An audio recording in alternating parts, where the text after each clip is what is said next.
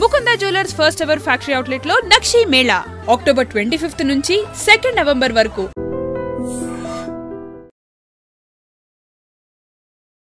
మీకు బాగా ఇంట్రెస్ట్ కదా బిగ్ బాస్ కి వెళ్ళాలి, ఇంట్రెస్ట్ ఫేమ్ అన్ని బాగా ఇంట్రెస్ట్. ఫేమ్ నాకు ఇప్పుడు వచ్చిన ఫేమ్ చాలు, ఫేమ్ కోసం అలా ఏం కాదు. కానీ మీరు వెళ్ళి మీరు రాజుగారితో మాట్లాడకుండా ఆయనతో కష్టమేనా? చాలా కష్టమే. ఇది నా వీకెస్ట్ అసలు. చాలా మూమెంట్ తలుచుకుంటేనే నాకు చాలా బాధ అనిపిస్తుంది. ఎందుకంటే శ్రీనివాస్ గారిని వదిలి నేను ఇన్ని రోజులు ఒక రోజు కూడా దూరంగా లేను.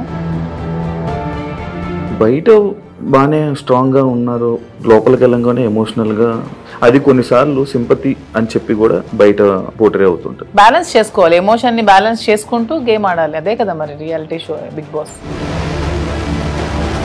ఎవరైనా మాస్క్ పెట్టుకుని ఆడుతున్నట్టు అనిపిస్తుంది, అందరూ ఆడుతున్నట్టు అనిపిస్తుంది.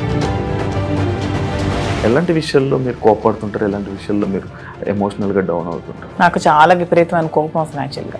అసలు ఆ కోపాన్ని ముందు ఎలాగా అంచుకోవడానికి నేను ఒక ప్లాట్ఫామ్ అనుకుంటున్నాను. వైల్డ్ కార్డ్స్ కూడా లోపలికి వెళ్ళిన వెంటనే ప్రతిసారి ఎందుకు ఎక్కువ రోజులు సస్టైన్ అవ్వలేము, లోపల ఉండలేము, ఫస్ట్ వెళ్తే బాగుంది కదా అని అనిపించలేదా? అలా ఏం లేదు, వైల్డ్గా ఉంటాను కాబట్టి వైల్డ్ కార్డ్ అనుకుంటున్నాను. మా దగ్గర కావాల్సిన డబ్బు ఉందన్నారు అంటే, మీ డబ్బు ఉన్న వాళ్ళు అక్కడ బాత్రూమ్లు కడగమంటే బాత్రూమ్లు, గిన్నెలు కడగమంటే గిన్నెలు, కింద చూడమని చూడగలరా? అదే కొంచెం కష్టం అదే. కానీ శ్రీనివాస్ గారు దాన్ని కూడా నాకు మెంటల్గా ప్రిపేర్ చేశారు.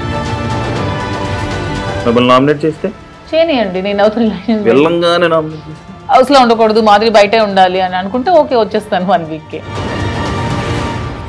హాయ్ హలో నమస్తే, నేను మీ anchor Shiva. Welcome to iDream media. ఈరోజు మన ముందున్న guest big boss season 9 contestant wild కార్డ్గా వెళ్ళబోతున్నారనమాట. మాధురి గారు ఈరోజు మనతో ఉన్నారు. తన జర్నీ గురించి, హౌస్లో అసలు ఈ సీజన్ చూస్తున్నారా, లోపలికి వెళ్ళాక ఏమైనా ప్లాన్లు వేసుకుంటున్నారా, ఎలా ఉండబోతున్నారు, ఏం చేయబోతున్నారు అనేది మనకు తెలియనివి తెలుసుకునే ప్రయత్నం అయితే చేద్దాం. హాయ్ అండి, నమస్కారం. పెద్దవాళ్ళు, పూజ్యులు.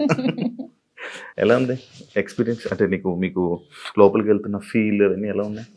బాగుంది, ఎక్సైట్మెంట్ తో ఉన్నాను నేను కూడా. మీకు బాగా ఇంట్రెస్ట్ కదా బిగ్ బాస్ కి వెళ్ళాలి, ఇంట్రెస్ట్, ఫేమ్ అన్ని బాగా ఇంట్రెస్ట్. ఫేమ్ నాకు ఇప్పుడు వచ్చిన ఫేమ్ చాలు, ఫేమ్ కోసం అలా ఏం కాదు. కానీ ఇంట్రెస్ట్ అంటే ఒక ఫోన్ లేకుండా, సరిగ్గా ఫుడ్ లేకుండా, సోషల్ మీడియాతో సంబంధం లేకుండా, రోజు డే ఏది తెలియకుండా మన పర్సన్స్ కి దూరంగా ఒక experience, different type of experience. So ఈ ఎక్స్పీరియన్స్ ని ఒకసారి లైఫ్ లో ఫేస్ చేయాలని అయితే ఉంది.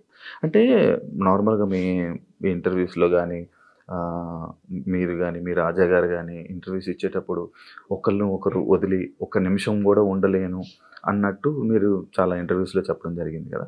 అండ్ మీరు వెళ్ళి మీరు రాజాగారితో మాట్లాడకుండా ఆయనతో కష్టమేమో? చాలా కష్టమే. ఇది నా వీకెస్ట్ అసలు. చాలా మూమెంట్ తలుచుకుంటేనే నాకు చాలా బాధ అనిపిస్తుంది. ఎందుకంటే శ్రీనివాస్ గారిని వదిలి నేను ఇన్ని రోజులు ఒక రోజు కూడా దూరంగా లేను. తను కూడా చూసుకోవడానికి ఎవరు లేరు నేను తప్పితే. సో ఇవన్నీ కొంచెం కష్టమే, అందుకనే ముందు నేను వెళ్ళలేదు. కానీ మళ్ళీ శ్రీని గారు ఎందుకు ఈ అవకాశాన్ని వదులుకోవాలి, నీకు వచ్చిన అవకాశాన్ని వెళ్ళు, నేను పర్వాలేదు ఉండగానే సపోర్ట్ చేస్తాను అని చెప్పి నన్ను కొంచెం మోటివేట్ చేసి పంపిస్తున్నారు.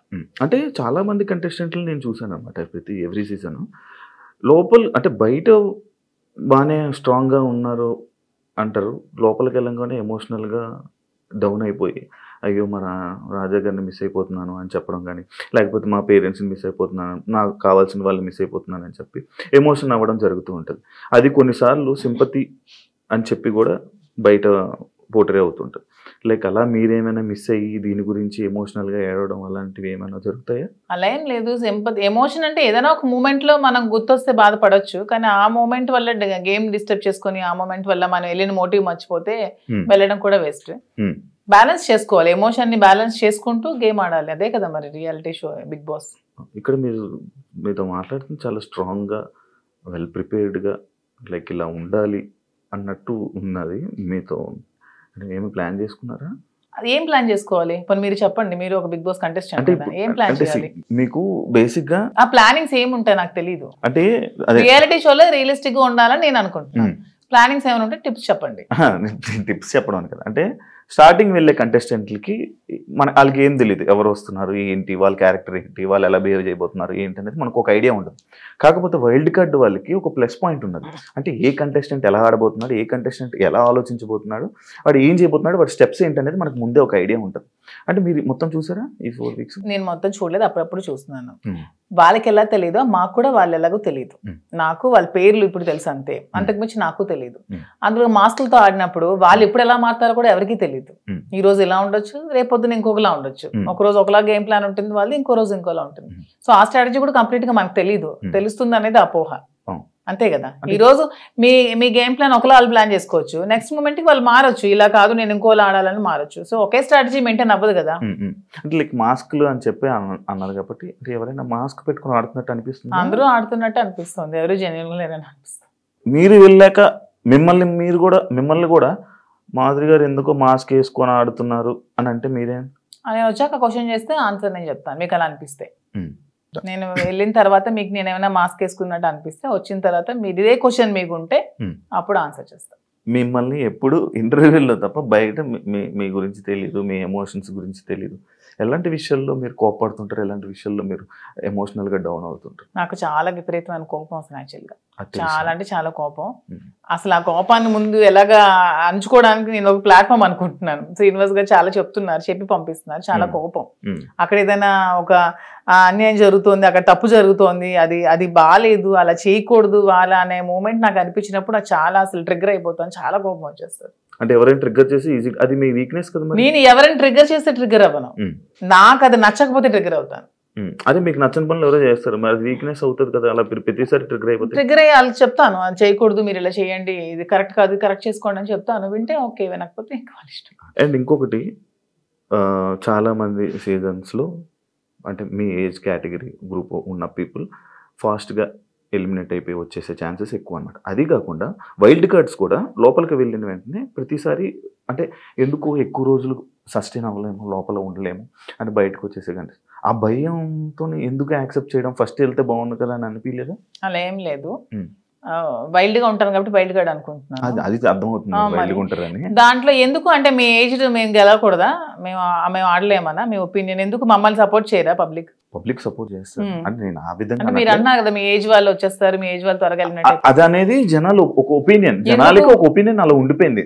ఎందుకు ఉండిపోయింది అంటే అది ఎందుకు నాకు అర్థం కాదు. ప్రతిసారి ఆ సీజన్ లో అలా జరగడం వల్లేమో, ప్రతి సీజన్స్ లో అలా జరగడం వల్లేమో.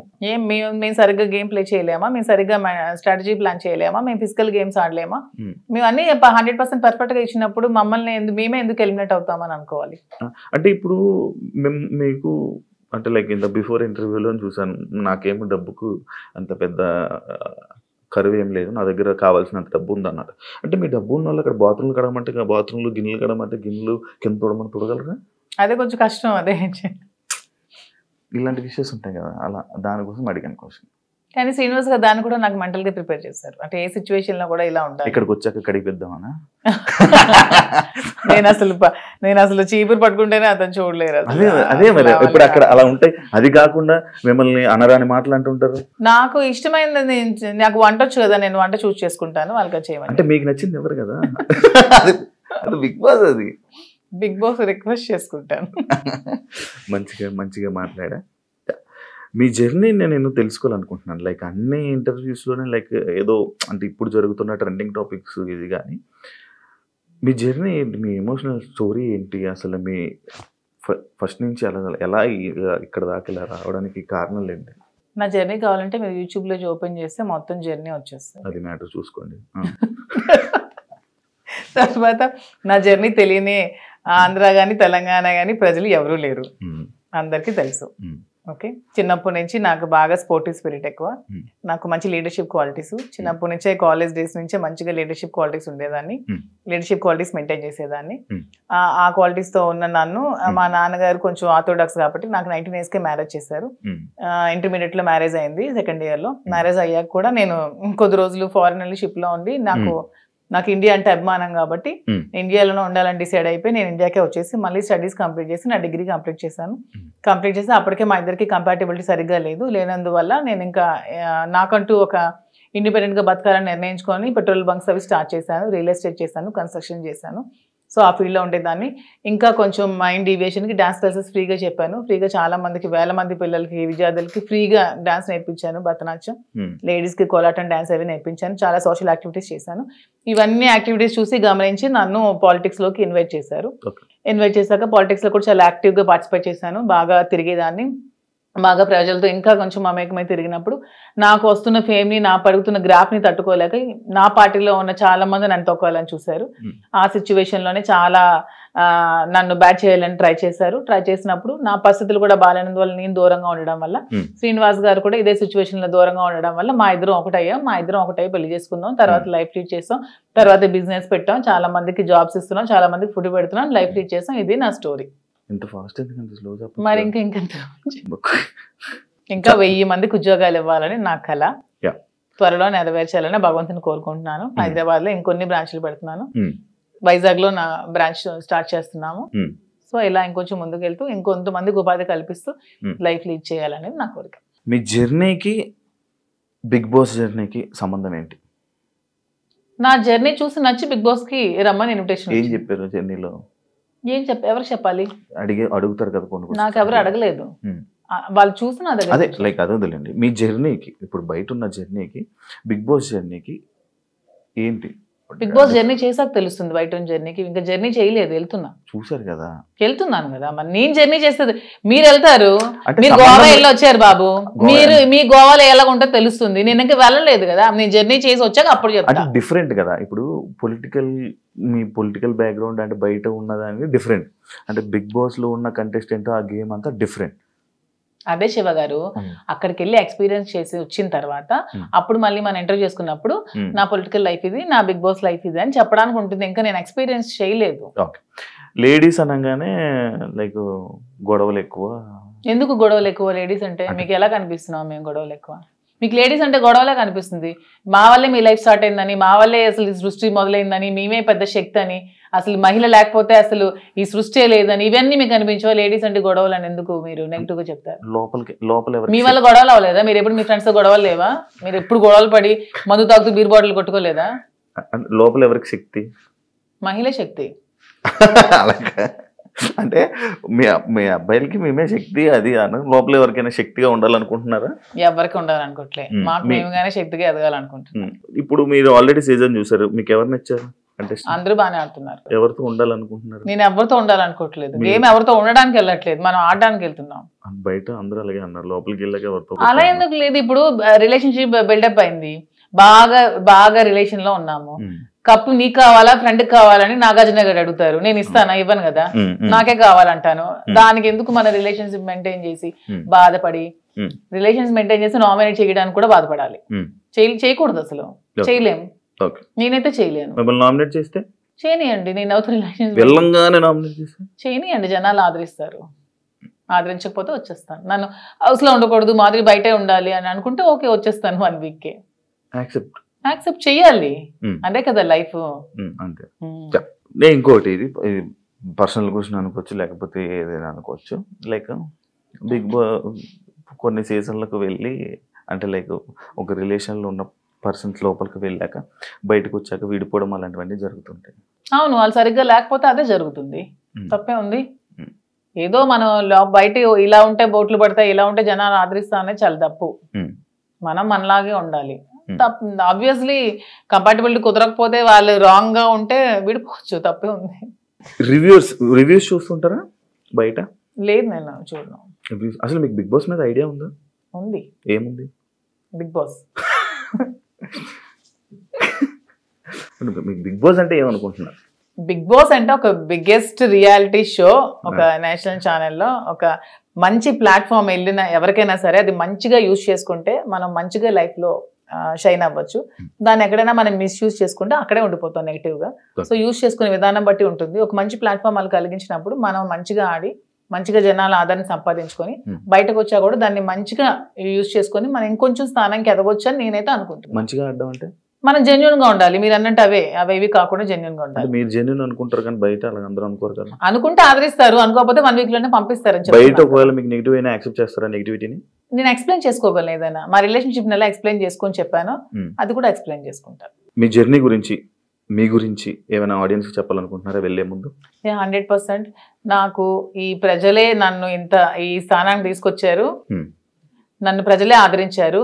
మీ ఆధారంతోనే నాకు ఈరోజు బిగ్ బాస్ అవకాశం వచ్చింది, మీ ఆధారంతోనే నేను హౌస్లోకి వెళ్తున్నాను. అదే విధంగా మీ సపోర్ట్ నాకు ఇంకొంచెం ముందుకెళ్తూ నాకు ఇంకొంచెం మీరు ముందుకు నడిపించాలని కోరుకుంటున్నాను. టాస్క్లు ఆడగలరా? ఎందుకు ఆడలేను? మీకు అంత వీక్గా కనిపిస్తున్నాను అంటే ఒక ఉమెన్ మదర్ అంటే టాస్క్లు ఆడలేదా? నేను అలా అనలేదండి, టాస్క్లు సంజన గారు కూడా ఆడుతున్నారు కదా, లైక్ మీరు ఓకేనా? ఎప్పుడు ఆడలేదు కదా లైక్ అలా. అసలు లేడీస్ అందరూ కూడా ఆడగలరు, వాళ్ళు అనుకుంటే ఆడగలరు. Okay, thank you so much Madhuri garu. మిమ్మల్ని చూస్తుంటే చాలా స్ట్రాంగ్ అనిపిస్తుంది. లోపల కూడా వెళ్ళి ఇదే స్ట్రాంగ్గా ఉంటారని, మంచిగా ఆడతారని, ఆడియన్స్లో మంచి పేరు తెచ్చుకొని ఫైనల్ వరకు వెళ్తారని మనస్ఫూర్తిగా కోరుకుంటున్నాను. Wish you all the best and congratulations. చూసారు కదా, thank you so much. And ఇంకో గెస్ట్తో మళ్ళీ మీ ముందు కలుస్తాం. అంతవరకు thank you. And for more videos, please subscribe to iDream. Please subscribe to iDream. Please subscribe iDream. And please subscribe to iDream. For more videos, subscribe to iDream. please like, share and subscribe to the channel. Congratulations, iDream. Subscribe to iDream. Subscribe to iDream. So subscribe to iDream Media. iDream team andarki huge congratulations. Please subscribe iDream Media. Please subscribe to iDream. Subscribe iDream. Please subscribe to iDream. iDream అంటే నా కళల channel subscribe చేసుకున్న నోరు తిరుగుతలేదు, మీరైతే గంట గుర్తు కొట్టండి. For more such videos, please subscribe to iDream. Subscribe to iDream. Please subscribe to iDream. Please subscribe iDream Media. Please do subscribe to iDream. Please subscribe to iDream Media. For best entertainment and information, please subscribe iDream. And don't forget to subscribe to iDream.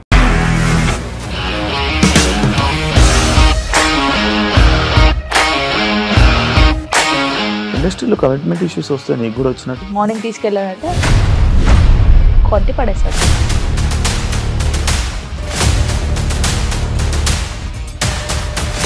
ఒక్కళ్ళు కూడా చూడలేదు ఈ cinema అని చెప్పడానికి కూడా చాలా ధైర్యం కావాలి. అది నిజం కదా, దాంట్లో ధైర్యం ఏంటి? ఇది నెక్స్ట్ డే ప్లేట్ మార్చేస్తే తప్పు కదా. As of now we are comfortable this అని నేను అనుకుంటున్నాను. రష్మిక గారిది మీది ఒకే ఊరు అంట కదా? నీకు కోపం వచ్చిందంటే బాగా తిట్టేత్తరా?